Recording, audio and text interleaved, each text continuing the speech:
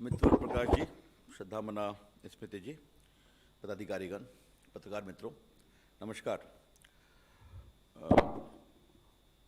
आत्मनिर्भर भारत की योजना में नरेंद्र मोदी जी की सरकार और उनकी प्रेरणा से भारत मैन्युफैक्चरिंग का एक हब बने, ये हम लोगों की कोशिश है। इलेक्ट्रॉनिक मैन्युफैक्चरिंग को हम लोगों ने काफ़ी प्रमोट किया है।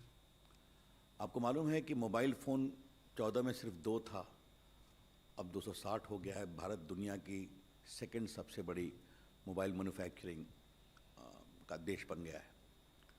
इसी क्रम में प्रोडक्शन लिंक इंसेंटिव का कार्यक्रम शुरू किया गया। प्रोडक्शन लिंक इंसेंटिव का मतलब क्या है? पहले उद्योग लगाओ, मैन्युफैक्चरिंग शुरू करो, एक्सपोर्ट करो, रोजगार क्रिएट करो और incentive low. This is the simple meaning of production link incentive. तो इसको सबसे पहले मोबाइल और कंपोनेंट के क्षेत्र में किया गया। उसके बाद बाकी 12 एजेंडा चुने गए। आज टेलीकॉम के बारे में हुआ, जिसकी मैं जानकारी दूंगा। लेकिन एक बात, देश की क्षमता और प्रतिभा कितनी बड़ी है कि हमने मोबाइल लिंक इंसेंटिव पीएलआई को अप्रैल 2020 में अनाउंस किया था यहीं पर, जबकि कोरोना अपने चरम गति पर था, और जुलाई 31 उसका लास्ट डेट था अप्लाई करने का। उस समय भी corona was very very deadly, I would say. इसके बावजूद दुनिया की टॉप कंपनियां और भारत की कंपनियां आई और उन्होंने 10 लाख करोड़ का मोबाइल बनाने का अपने एप्लीकेशन में दावा किया। 7 लाख करोड़ के एक्सपोर्ट का प्रावधान रखा और लगभग 8 लाख लोगों को डायरेक्ट इनडायरेक्ट एम्प्लॉयमेंट देने की बात कही। आज जब हम आपसे फरवरी में बात कर रहे हैं तो मुझे आपको बताते हुए खुशी हो रही है कि 34,000 करोड़ रुपए का इन्वेस्टमेंट हो चुका है। दुनिया की टॉप बड़ी कंपनियां भारत में मोबाइल बना रही हैं और एक्सपोर्ट कर रही हैं। और मैं किसी कंपनी का नाम तो नहीं लूँगा, लेकिन एक बड़ी कंपनी ने अभी तक 20,000 लोगों को नौकरी दे दी है और अगले साल तक वो 1 लाख को डायरेक्ट और 3 लाख को इनडायरेक्ट जॉब देंगे, सिर्फ एक कंपनी।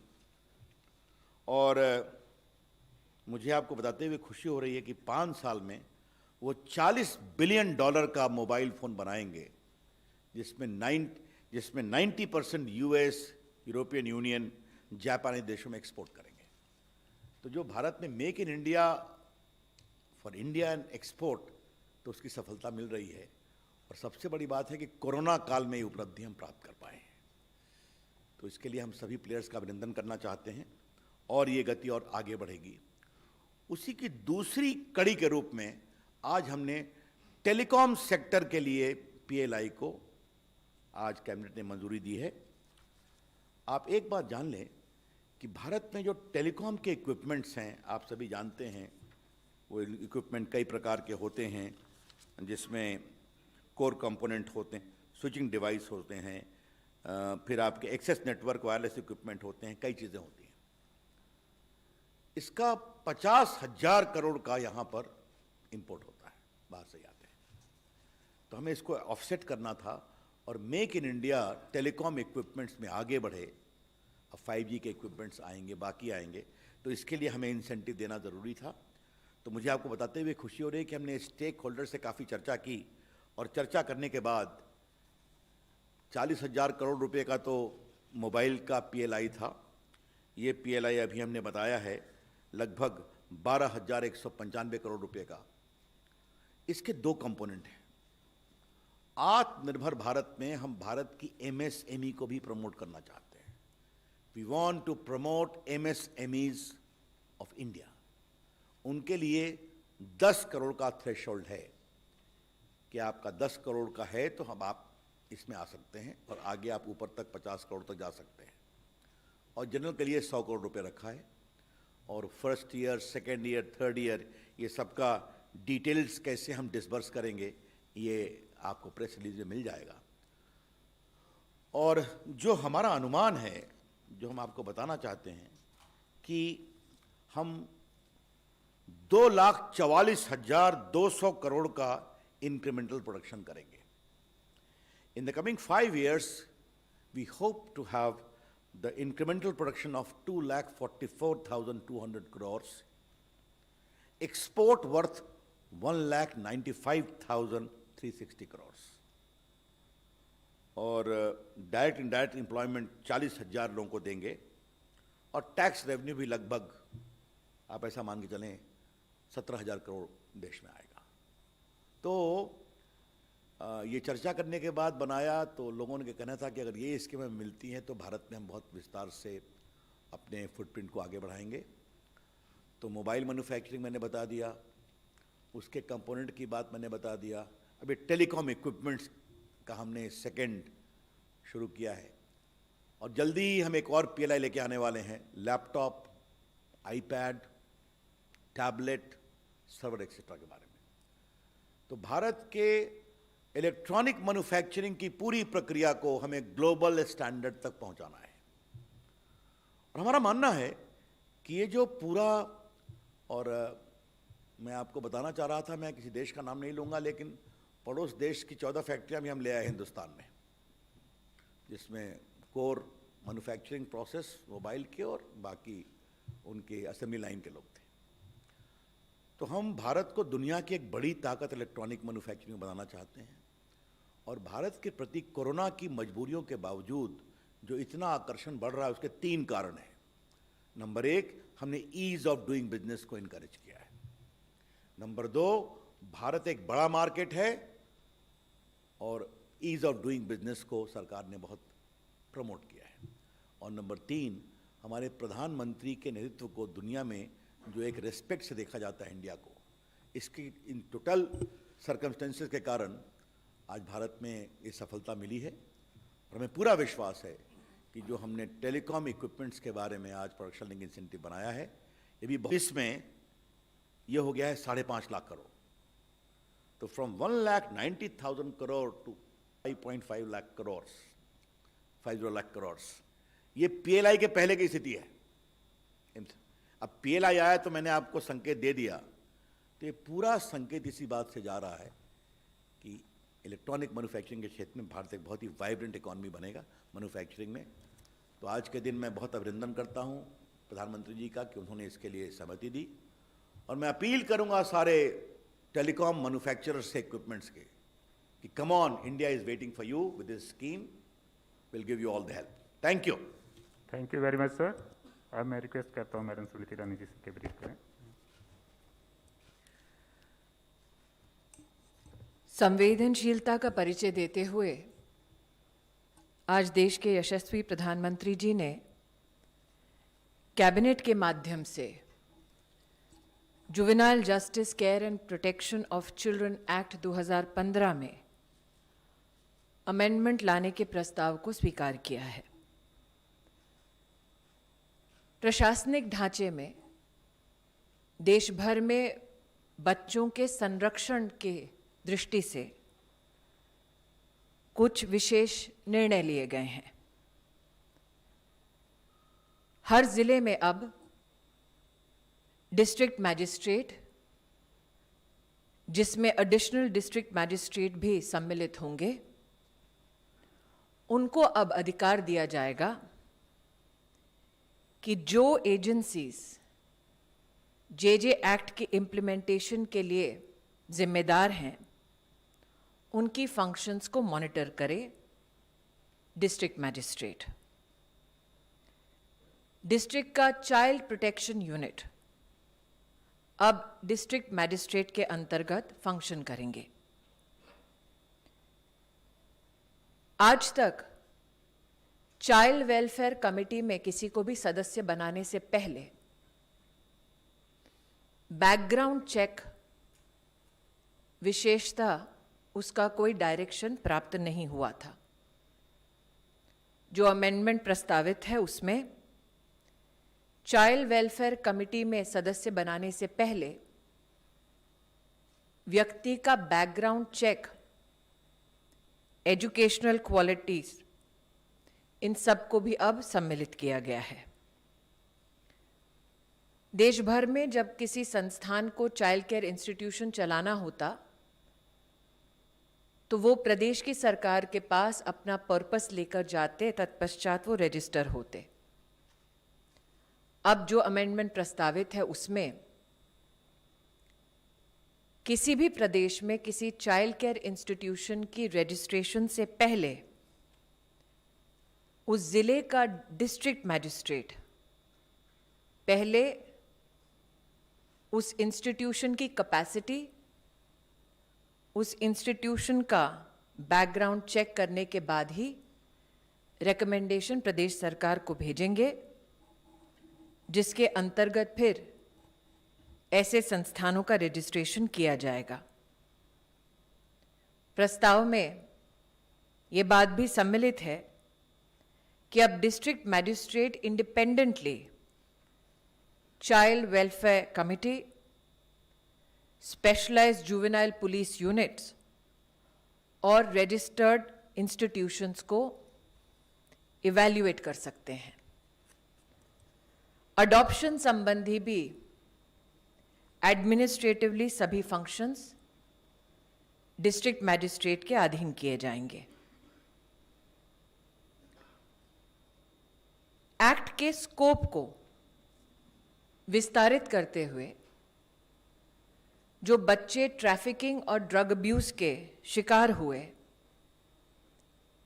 जो बच्चे रेस्क्यू किए गए वर्किंग थ्रू दी NCLP, जो बच्चे उनके गार्डियंस द्वारा भी अबैंडन किए गए, इन बच्चों को भी अब child in need of protection और केयर की परिभाषा में सम्मिलित किया जाएगा।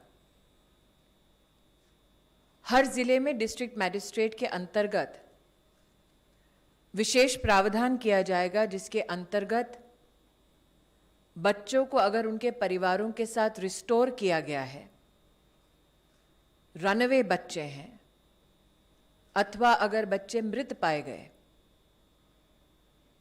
ऐसी सर्कमस्टेंसेस में ये सारा डेटा डिस्ट्रिक्ट मैजिस्ट्रेट के अधिकार में आएगा, जो क्यूमुलेट होकर प्रदेश की सरकारों के साथ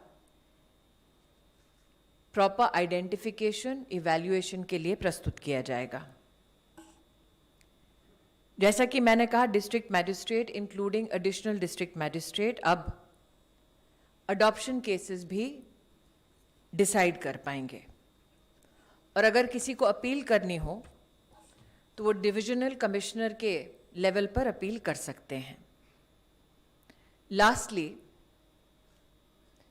वर्तमान में 3 कैटेगरीज हैं एक्ट में, जिसमें पेटी, सीरियस और हीनियस क्राइम्स के संदर्भ में जो बच्चे कॉन्फ्लिक्ट विद लॉ हैं उनके अंतर्गत केसेस को कंसिडर किया जाता है। अब एक और कैटेगरी इसमें सम्मिलित की जाएगी, offenses where the maximum sentence is more than 7 years but no minimum sentence is prescribed, or minimum sentence of less than 7 years is provided, shall be treated as serious offenses within the act. हमारी ये कोशिश है कि प्रदेश सरकारों, civil society members के साथ चर्चा करने के बाद जो अमेंडमेंट प्रस्तावित है उसकी वजह से जिलावार, प्रदेशवार बच्चों को संरक्षित करने में यह कानून कारगर साबित होगा। धन्यवाद। धन्यवाद मैम। अब मैं रिक्वेस्ट करता हूँ सूचना एवं प्रसारण मंत्री श्री प्रकाश जावड़ेकर जी से। सर, आपको पता है कि मॉरिशस के साथ हमारे प्रगाढ़ संबंध रहे हैं और मॉरिशस में बहुत मात्रा में भारतीय भी बसे हैं। तो आपको पता होगा, मोदी जी सत्ता में आने के बाद 2016 में एक special economic package 363 million $US का वो मॉरिशस के लिए भारत ने दिया। उसमें सुप्रीम कोर्ट की बिल्डिंग बनी, उसका उद्घाटन दोनों प्रधानमंत्री ने किया। एक मेट्रो एक्सप्रेस का भी प्रोजेक्ट है और एक 100 बेड का हॉस्पिटल भी बनाया है। अब जो व्यापारिक संबंध है वो प्रगाढ़ करने के लिए पहली दफ़ा एक comprehensive economic cooperation and partnership agreement ये मॉरिशस के साथ बना है। इसमें 310 items Bharat, Mauritius. Therefore, in the very beginning of my analysis, I elaborated in detail what has been the modest success in the challenging times of COVID as far as the mobile manufacturing is concerned. I gave you number, employment, all the top players came to India. As regards the implementability of this scheme is concerned, it will be implemented from the 1st of April, okay? I've already told you what the reservation for MSME is there, others is there. And what our feedback is, majority of the major international players are keen to come to India. Some have their footprints in India. They are willing to come, and we are going to give them all the encouragement, including for domestic manufacturers. Last question, 30 Sir, minutes. telecom equipment makers have said that the existing investment should be respected when it comes to PLI scheme. So, will there be any brownfields facilities will be included in this PLI scheme? First of all, you must understand the basic core of the PLI scheme. The basic core is to make India a big hub of global manufacturing process, where products are manufactured not only for India, but also for exporting outside India. And therefore, without naming any big international mobile manufacturing giant, I gave their blueprint as we understand, that they propose to make 90% of their 40 billion productions in the coming 2, 3, 5 years for export outside. Therefore, PLI scheme by its very nature impresses both on manufacturing, export, and also for domestic market. And in this way, India will become a very significant player in the global value chain. That's what the PLI is about. 52. प्रशांत हूँ ABP news से। आपसे Ravishankar sir से सवाल है। आपने कहा कि एक पड़ोसी देश से 14 कंपनियों का भारत लाने में कामयाब हुआ। आप शायद नाम नहीं लेना चाह रहे हैं, हम लोग चीन समझ रहे हैं उसको। हम ये जानना चाहते हैं कि चीन, मैं ये जानना चाह रहा हूँ कि चीन जैसे देशों से कितना इन्वेस्टमेंट डाइवर्ट हो पाएगा भारत में, ये जो प्रोडक्टिविटी ले। देखिए बहुत बड़ी बात मैं आपको स्पष्ट कहना चाहता हूँ कि इलेक्ट्रॉनिक मैन्युफैक्चरिंग में, चाहे वो मोबाइल हो, चाहे कंपोनेंट्स हो, चाहे वो टेलीकॉम प्रोडक्ट्स हो, इसमें चीन का एक बड़ा शेयर है। आस्ते आस्ते जो भारत की क्षमता है, मुझे लगता है कि हम बहुत ही अच्छा काम करेंगे। अगर हम 5वें 6ठे स्थान से मोबाइल मैन्युफैक्चरिंग में नंबर 2 पहुंच गए, तो मेरे मन में ख्वाहिश है हम नंबर 1 बन जाएं, और हम करेंगे। तो हमेशा बड़ी सोच होनी चाहिए, और हमें भारत की नीति, भारत की रीति, भारत का मार्केट और भारत के ह्यूमन रिसोर्स की क्षमता पर विश्वास करना चाहिए। 19. My question doesn't pertain to today's cabinet, yet I need to ask, and this is for Smriti Now Irani. I'll come to before. Yes, my friend on Sandesh app.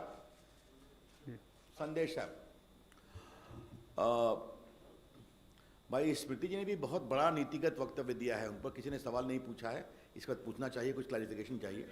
संदेश app के बारे में आप एक बात जान लीजिए, हम चाहते हैं कि मेड इन इंडिया प्लेटफॉर्म्स आगे बढ़े। भारत की क्षमता है, और उस क्षमता का हमारा एक बहुत ही प्रामाणिक आधार है। 2015 में स्टार्टअप मूवमेंट शुरू किया ना, आज भारत के बच्चों ने भारत को दुनिया का 3rd बिगेस्ट स्टार्टअप मूवमेंट बना दिया। और आपको जानकर खुशी होगी कि 2020 में 20 स्टार्टअप यूनिकॉर्न बने हैं। यूनिकॉर्न का मतलब क्या है? 1 बिलियन रेवेन्यू, 7,000 करोड़। यंग बच्चों ने अपना ये अरमान पूरा किया है। तो हम उस दृष्टिकोण से देखते हैं। मैंने सदन में भी कहा था, आज भी कहूँगा कि दुनिया के प्लेटफॉर्म्स भारत आएं, भारत में काम करें, भारत में उनके फॉलोअर्स बने, भारत में वो व्यापार करें, भारत में पैसे कमाएं। लेकिन भारत के कानून का पालन करना पड़ेगा, संविधान और कानून का। और दूसरा, भारत के अपने जो प्रोडक्ट्स हैं उनको भी अच्छा अवसर मिलना चाहिए। अब हमने आत्मनिर्भर भारत में प्लेटफॉर्म आया था, बेंगलुरु के बच्चे हैं यंग, उन्होंने एक फैसला किया, प्रकाश जी बैठे हैं, हम बैठे हैं, स्मृति जी बैठी हैं, कि जरा हम लोग कू का भी स्वाद चख लें। तो मुझे जानकर बहुत खुशी हुई कि मेरे अपने फॉलोअर 5 लाख हो गए हैं, इन लोग के भी हो गए हैं। उसी प्रकार से संदेश भी है। तो India should respect proliferation of platforms and leave it to the people of India to decide which platform is their best suitable to their need and interest. That's how we'll see it. Yeah, 19. Thank you, sir, for the chance. Now, this question is for Smriti Irani, and sir, as you as the law minister also perhaps can comment on this. We've just hearing from the courts, your former colleague, MJ Akbar, who had filed a criminal defamation against Priya Ramani. Priya Ramani has been acquitted by a Delhi court, and hence, since he's been your cabinet colleague, I'm asking for your first reactions to that, sir. And ma'am. Since this is a news that you're breaking, till such time I सवाल स्मृति जी से है और एक रवि जी से है। आप स्मृति इनसे भी क्यों नहीं पूछ रहे हैं आप? I think रविंद्र जी पूछ लीजिए। जी स्मृति मैम, ये जो बालकों के संरक्षण को लेकर नया अमेंडमेंट हुआ है, लगातार आप लोग अमेंडमेंट करते जा रही, आखिर मूल में परेशानी कहाँ है कि एक पुख्ता कोई ऐसी व्यवस्था नहीं हो रही है कि पूरे देश में एक समान हो और संरक्षण पर सब एक तरह से निर्भर हो जाए कि हाँ अब आगे से इनके खिलाफ कुछ नहीं होगा, पहला चीज। और छोटा सा इसी से है, कैबिनेट में आप लोग गन्ना किसानों के बारे में बात करती हैं सबको, और प्रियंका गांधी वाड्रा आपकी सरकार पर हमला करती है कि जुमला एक लखीमपुर खीरी के किसान का हवाला देकर कि उसको गन्ना का भुगतान नहीं हुआ, जबकि उसने कहा है कि 1 साल का भुगतान हो गया। प्रियंका गांधी वाड्रा ने जुमला कहा था, आज उसको वहाँ किसान नहीं डिनाई किया। एक कैबिनेट पर, एक आपकी सरकार पर हमले पर। बाद में रवि, मैं बच्चों के संरक्षण हेतु आपने जो प्रश्न पूछा उसके संदर्भ में कहना चाहूँगी, national commission for protection of child rights ने देश भर में 7,000 से ज़्यादा चाइल्ड केयर इंस्टीट्यूशंस का सर्वे किया।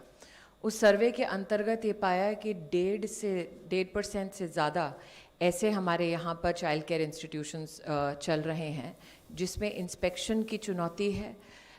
लगभग 29% ऐसे हैं जहाँ पर हमें विधिवत जो मैनेजमेंट कमेटी की दृष्टि से चुनौतियां देखी गईं।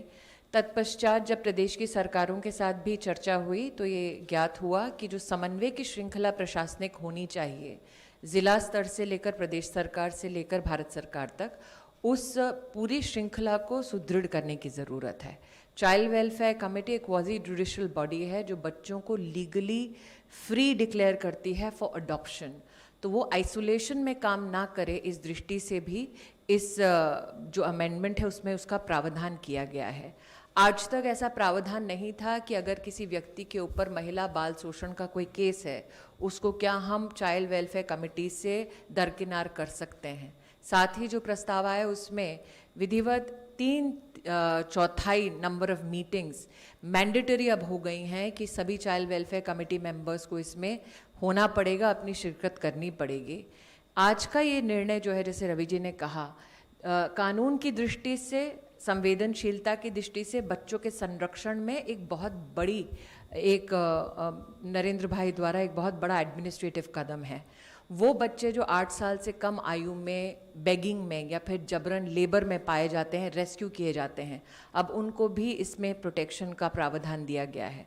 वो बच्चे जिनसे ड्रग अब्यूज़ के केसेस करवाए जाते हैं, वो बच्चे जो ट्रैफिकिंग के विक्टिम्स होते हैं, वो बच्चे जिनके नाम से गार्डियंस तो उपलब्ध होते हैं लेकिन गार्डियंस उनको त्याग देते हैं, अबैंडन कर देते हैं, अब उनका भी इसमें संरक्षण होगा। कई बार ऐसा पाया गया है कि डिस्ट्रिक्ट मैजिस्ट्रेट के पास एक घटना होने के बाद सूचना जाती है। अब इस प्रावधान के बाद पूरा का पूरा चाइल्ड प्रोटेक्शन यूनिट जो है डिस्ट्रिक्ट का, वो डिस्ट्रिक्ट मैजिस्ट्रेट के अंतर्गत ही काम करेगा, ताकि डिस्ट्रिक्ट मैजिस्ट्रेट के अंतर्गत जो शिक्षा, स्वास्थ्य और सुरक्षा की दृष्टि से बाकी महकमे हैं वो सब समन्वय के माध्यम से बच्चों के संरक्षण काम आएंगे। रविंद्र जी मैं का ये थोड़ा रवि इंतजार एक करें। चीज़ ऐड कर देना चाहती हूँ। सर्वेक्षण के बाद हमने प्रदेश की सरकारों के साथ चर्चा की और लगभग 500 ऐसे संस्थानों को बंद कराया who have refused to register themselves under the JJ Act।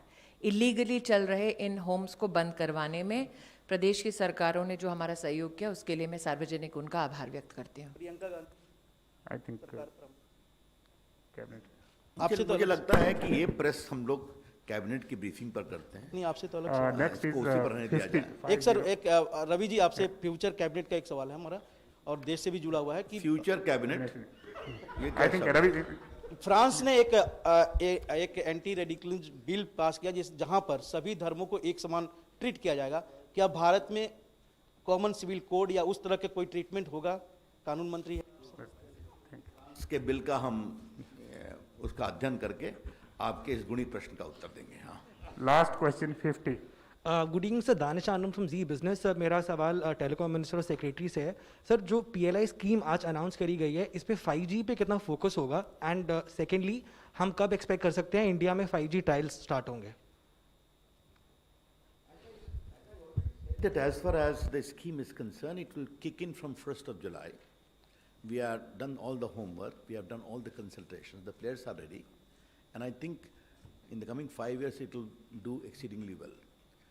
Regarding the 5G trials are concerned, please wait for other press conference. Today there are important things also.